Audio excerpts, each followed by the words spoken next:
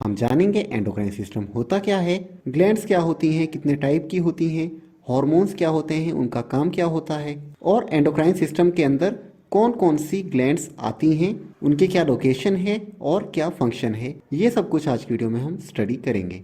तो चलिए वीडियो को स्टार्ट करते हैं। सबसे पहले बात करते हैं what is endocrine system. Endocrine system बहुत सारी ग्लैंड्स से मिलकर के बना हुआ एक ऐसा सिस्टम होता है जिसमें हमारी एंडोक्राइन ग्लैंड्स हॉर्मोन्स को रिलीज करती हैं जो कि हमारी बॉडी के फंक्शनिंग में बहुत इंपॉर्टेंट रोल प्ले करती हैं। अब ये ग्लैंड्स क्या होती हैं? तो ग्लैंड हमारी बॉडी के अंदर ऐसे ऑर्गन्स होते हैं जो कि कुछ केमिकल सब्सटेंसेस प्रोड्यूस करते हैं। ग्लैंड्स दो टाइप की होती हैं, एक्सोक्राइन ग्लैंड्स और एंडोक्राइन ग्लैंड्स। इस वीडियो में क्योंकि हम सिर्फ एंडोक्राइन सिस्टम के बारे में पढ़ रहे हैं, इस वजह से हम सिर्फ एंडोक्राइन ग्लैंड्स के बारे में ही बात करेंगे, एक्सोक्राइन ग्लैंड के बारे में बात नहीं करेंगे। एंडोक्राइन ग्लैंड्स क्या करती हैं? एंडोक्राइन ग्लैंड्स जो केमिकल सब्सटेंस रिलीज करती हैं उसे हम हार्मोन बोलते हैं।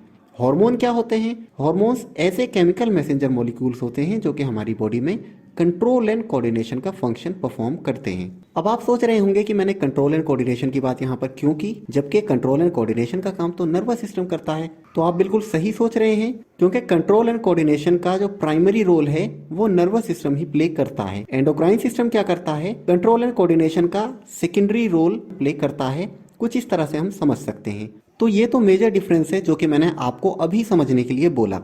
इसके अलावा और भी बहुत सारे डिफरेंसेस होते हैं एंडोक्राइन सिस्टम और नर्वस सिस्टम में, जिस पर मैं अलग से एक डिटेल वीडियो बना दूंगा। वो देख करके आपको और भी अच्छे से क्लियर हो जाएगा।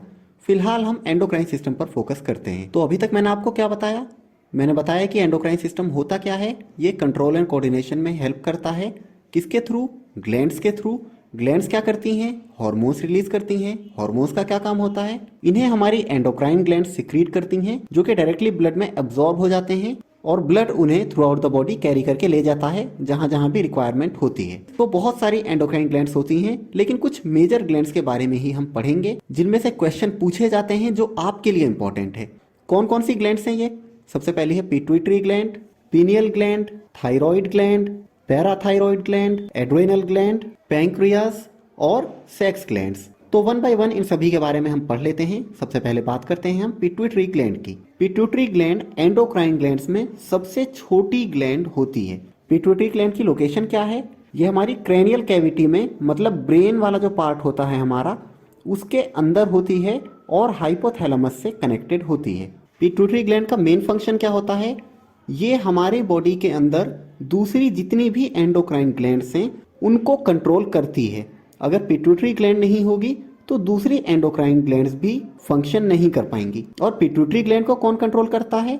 हाइपोथैलेमस कंट्रोल करता है। तो अब आप कनेक्ट करके देख रहे हैं, मैंने क्या बताया था? नर्वस सिस्टम का प्राइमरी रोल होता है कंट्रोल एंड कोऑर्डिनेशन में और एंडोक्राइन सिस्टम का सेकेंडरी रोल होता है। तो नर्वस सिस्टम ने पहले नर्व इंपल्स जनरेट किए जब भी हमारी पिट्यूटरी ग्लैंड एक्टिवेट हुई, और पिट्यूटरी ग्लैंड एक्टिवेट होने के बाद दूसरी ग्लैंड्स भी एक्टिवेट हो पाई और जब भी हमारे एंडोक्राइन सिस्टम ने काम किया। ठीक है, तो आप रिलेट करके देख पा रहे होंगे। और क्योंकि पिट्यूटरी ग्लैंड दूसरी सभी ग्लैंड्स को कंट्रोल करती है, इस वजह से इसे हम मास्टर ग्लैंड भी बोलते हैं। ये बात भी आप ध्यान रखिएगा।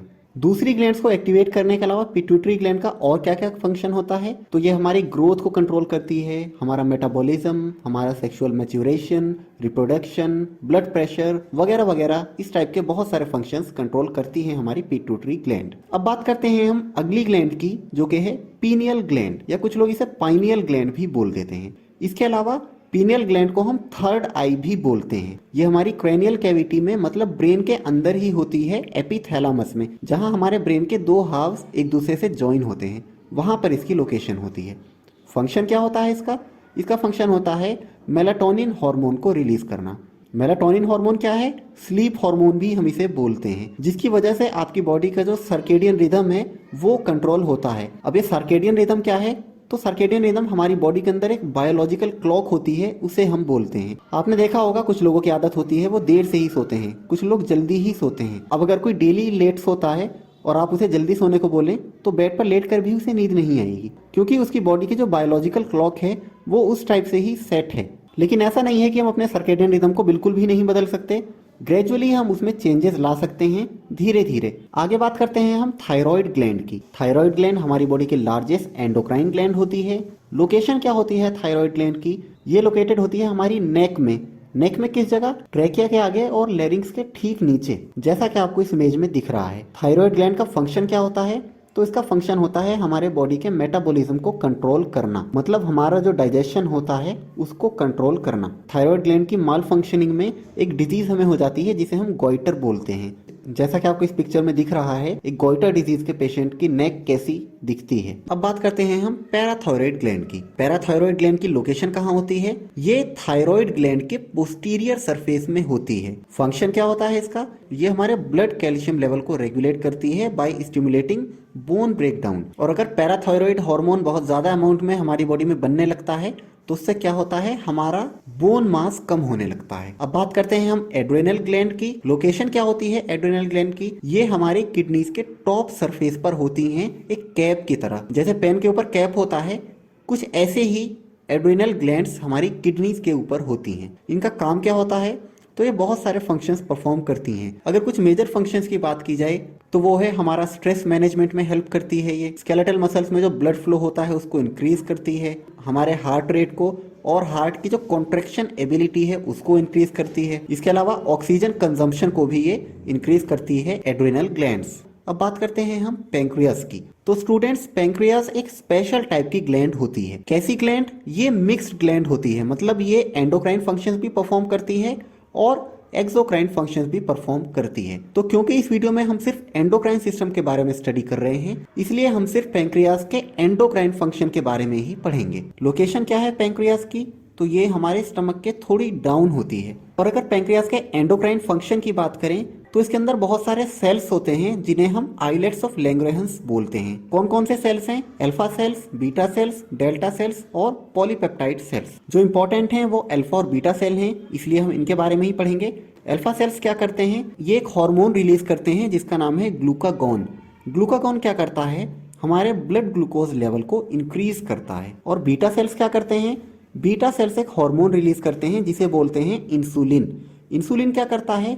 हमारे ब्लड ग्लूकोज लेवल को डिक्रीज करता है। इसीलिए आपने सुना होगा कि जो डायबिटीज के पेशेंट होते हैं उनकी बॉडी में इंसुलिन कम प्रोड्यूस होती है, जिसकी वजह से उनका ब्लड ग्लूकोज लेवल हमेशा बढ़ा हुआ रहता है, जो कि हमारी बॉडी के लिए हार्मफुल है। तो ये सब कुछ कौन कंट्रोल करता है? पैंक्रियास ग्लैंड कंट्रोल करती है। अब बात करते हैं हम अपने लास्ट एंडोक्राइन ग्लैंड्स की, जो कि हैं सेक्स ग्लैंड्स।